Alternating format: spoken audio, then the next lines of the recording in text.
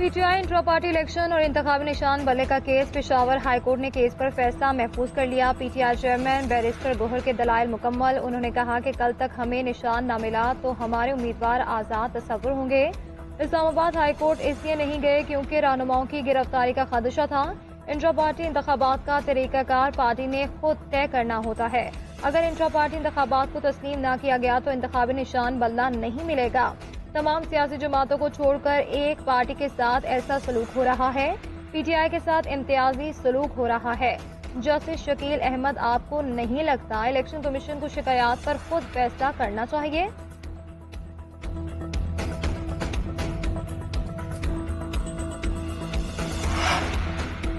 Chief election commissioner ओहदे से हटे तो इलेक्शन में ताखीर होगी। चीफ इलेक्शन कमिश्नर के इस्तीफे के मुतालबे को सपोर्ट नहीं करते।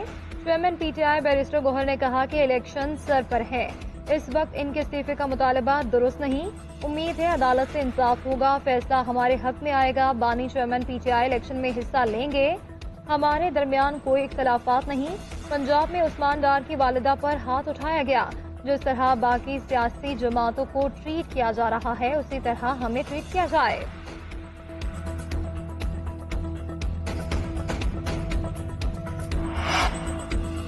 नून लीग ने इलेक्शन कमीशन को कागजात नामजदगी जमा करवाने की तारीख में तौसी के लिए खत लिख दिया। खत में कहा गया कि कागजात नामजदगी जमा करवाने के लिए 3 दिन नाकाफी है।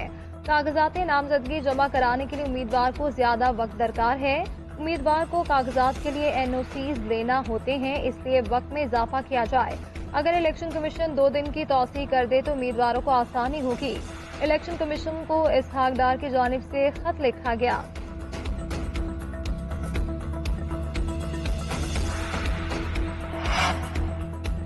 कागजात नामजदगी हासिल करने और जमा कराने का सिलसिला दूसरे रोज भी जारी। सियासी जमातों और आजाद उम्मीदवारों ने कागजात नामजदगी हासिल कर लिए।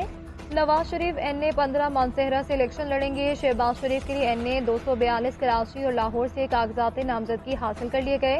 नारोवाल में एनए 75 शकरगढ़ से नून लीग के रहनुमा दानियाल अजीज और एनए 76 नारोवाल से एहसन इकबाल ने कागजात नामजदगी वसूल कर लिए। नवाबशाह से आसिफ जरदारी, लाड़काना से बिलाल भुट्टो, मुल्तान से यूसुफ रजा गिलानी के लिए कागजात नामजदगी वसूल कर लिए गए। बीएनपी के सरबराह अख्तर मेंगल का कोयटा से इलेक्शन लड़ने का फैसला।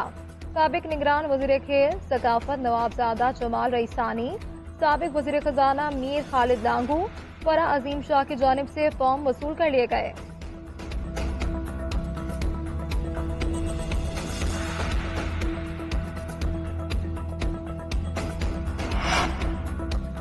साफ और शफाफ इलेक्शन के लिए निगरान वज़रा को हटाने का केस। चीफ इलेक्शन कमिश्नर ने रिमार्क्स दिए कि हमने अहद चीमा को हटाने का हुक्म दिया था, इस पर आज ही अमल करवाएं।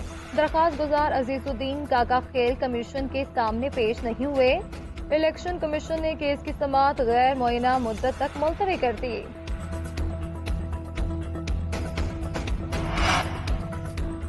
गिलगित बल्तिस्तान में पीटीआई की सदारत से मुतालिक केस। इलेक्शन कमीशन ने साबिक वज़ीर आला गिलगित बल्तिस्तान खालिद खुर्शीद को पार्टी सदारत से ताहयात नाअहल कर दिया। खालिद खुर्शीद को जाली डिग्री केस में नाअहल किया गया।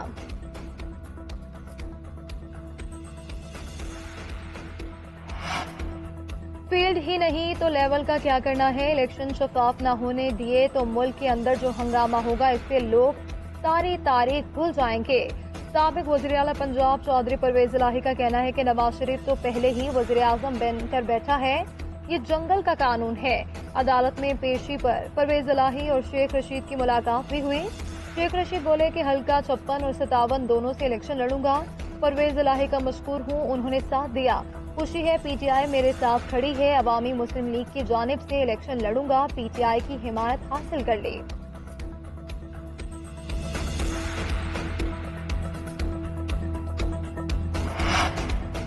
पाकिस्तान के ट्रंप ने इदारों को भी न छोड़ा। ट्रंप को अदालत ने सजा दी कि आपने जमहूरियत और इदारों पर हमला किया। जावेद लतीफ का कहना है कि यहाँ के ट्रंप ने रियासत पर हमला किया और कहा कि आप न्यूट्रल हैं। लेवल प्लेइंग फील्ड सियासी जमातों के लिए होती है। जिसने रियासती इदारों पर हमला किया तो इसको मुआफी नहीं सजा मिलनी चाहिए। अगर कोई निगरान वज़ीर दाखिला किसी जमात में शामिल हो जाए तो चंद दिनों में लेवल प्लेइंग फील्ड का बयानिया खत्म हो जाता है। नवाज शरीफ जब अवाम से मुखातिब होगा तो पता चल जाएगा कि नवाज शरीफ अवाम का लाडला है। पंजाब के अलावा तमाम सूबों में सियासी जमातों से सीट एडजस्टमेंट हो सकती है।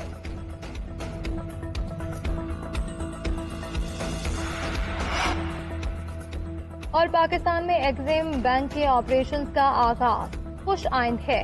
निगरान वज़ीर खजाना शमशाद अख्तर का कहना है कि एक्सपोर्ट बैंक लॉन्च कर रहे हैं। एग्जिम बैंक से बरामद कुनिंदगान को इक्तिसादी तहफ़्फ़ुज़ हासिल होगा। बैंक के कयाम से दरामद और बरामद कुनिंदगान को सहूलत होगी। बैंक पाकिस्तान के मालियाती ढांचे में अहम किरदार अदा करेगा।